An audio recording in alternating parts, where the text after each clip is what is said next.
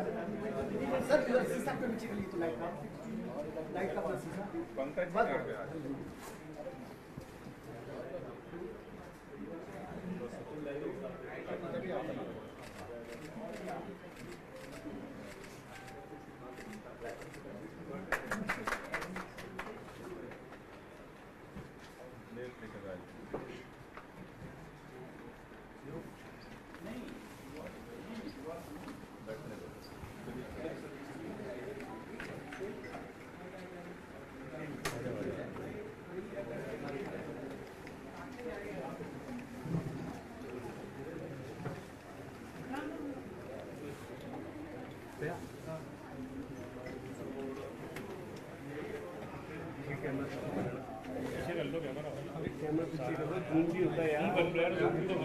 एक बार हट जाना कैमरा पीछे कर लो। 2 मिनट पंखा बंद कर लो। बाइट ऑन है क्या सर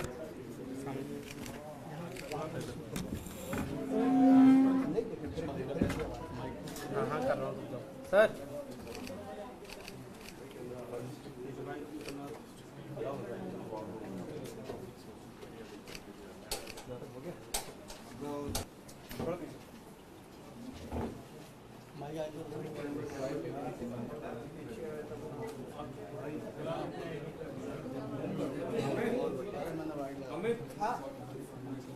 बना एक एक करके फिर बुला लेंगे। एक बार आगे मैं बुला लूंगा। एक बार आगे बुला के जाएंगे। रोशन भाई जल्दी कर लेना। इन सब को शॉट लगा लीजिए। पहले बात नहीं करते हैं।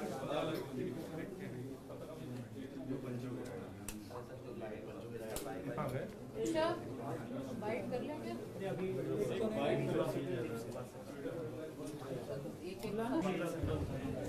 रोशन भाई हमें सरकार तो नहीं है सर, अभी देखेंगे उनका विजुअल है।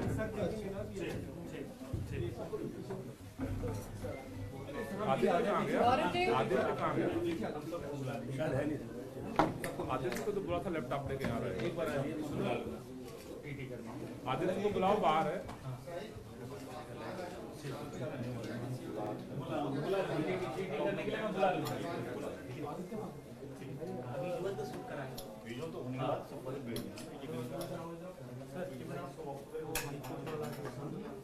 कल जो हाई कोर्ट ने बोला था पीएम को लेकर, तो मैं उन्होंने बोला हाँ, वीरेंद्र देवा ने इस्तीफा मांगा दोबारा। वीरेंद्र देवा ने इस्तीफा मांगा सरकार का। हाईकोर्ट ने कल बोला था कि सीएम अपने पर्सनल इंटरेस्ट के लिए मुख्यमंत्री के पद पे बने हुए हैं। जो निगम की तरफ से निगम के स्कूलों में किताबों की कमी है, तो इस पर स्टैंडिंग कमेटी या नहीं बनने, क्या करना है? तो इस पर बाइट करेंगे। आपसे सवाल पूछेंगे आपसे। तो ये पॉइंटर है कि पार्टी का स्टैंड है। क्यों सवाल पूछ रहे हो? बात उनका पूछो ना, वो अलग बात पूछ लेना है।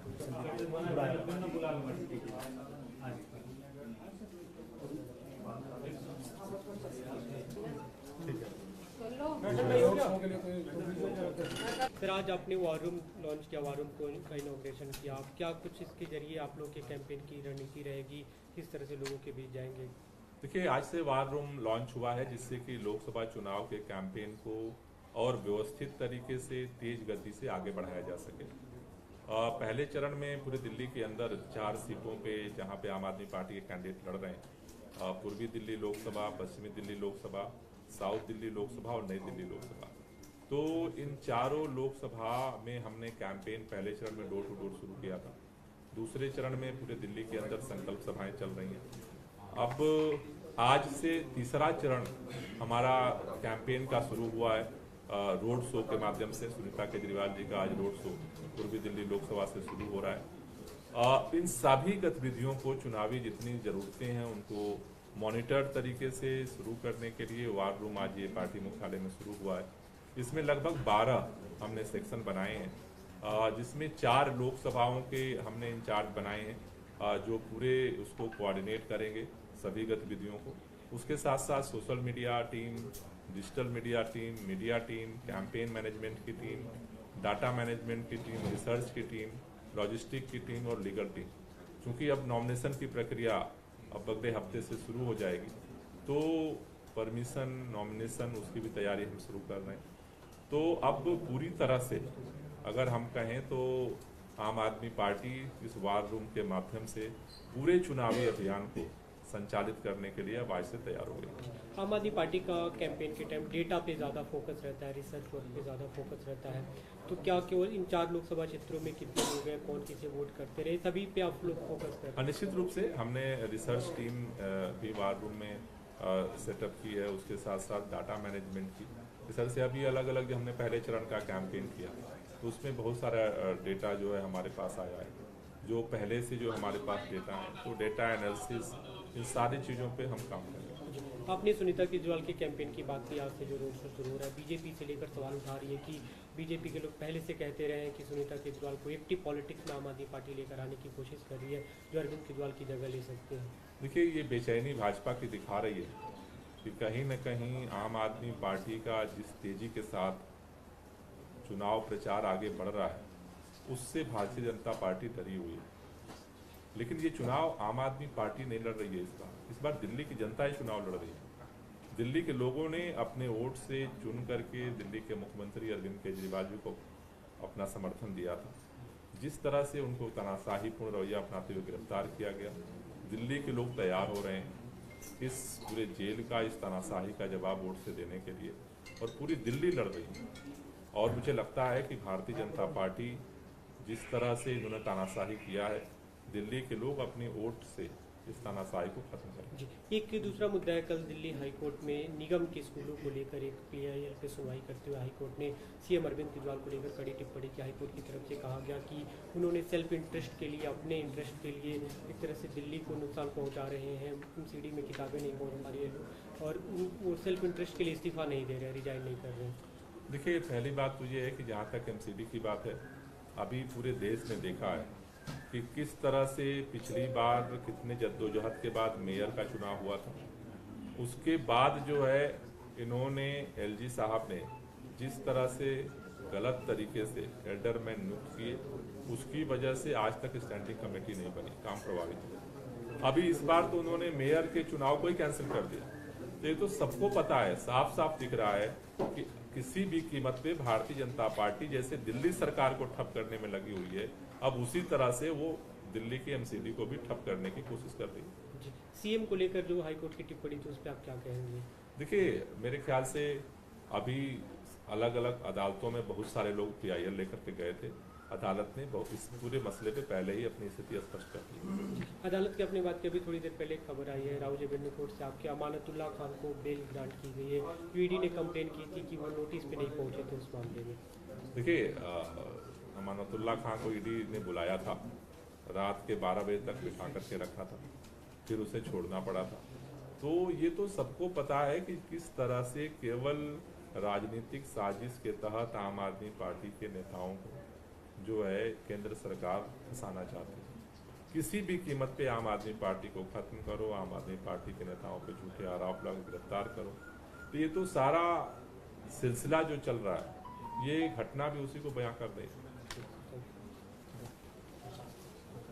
आज आप लोगों ने वॉल्यूम की शुरुआत की आम आदमी पार्टी के जरिए, किस रणनीति के तहत कैंपेन को आगे बढ़ाएगी? हाँ, तो जैसा गोपाल जी ने भी अभी भी बताया, कई सारे कैंपेन हमारे ऑलरेडी हो चुके हैं, जिसमें जेल का जवाब वोट से दो, ये एक बहुत बड़ा कैंपेन रहा। दिल्ली के लाखों घरों में हमारे वॉलंटियर्स गए, उन्होंने वहाँ पर बात की, लोगों से बातचीत की, और हर जगह हमें एक ऐसा रिस्पांस मिला कि दिल्ली की जनता बहुत ही दुखी है और उन सब की आशा है, भगवान से प्रार्थना है कि जल्द से जल्द अरविंद केजरीवाल जी जेल से बाहर आएँ और दिल्ली का कार्यभार संभालें। उसी के तहत जैसा कि आपको मालूम है कि आज सुनीता जी का भी कैंपेन शुरू हो रहा है।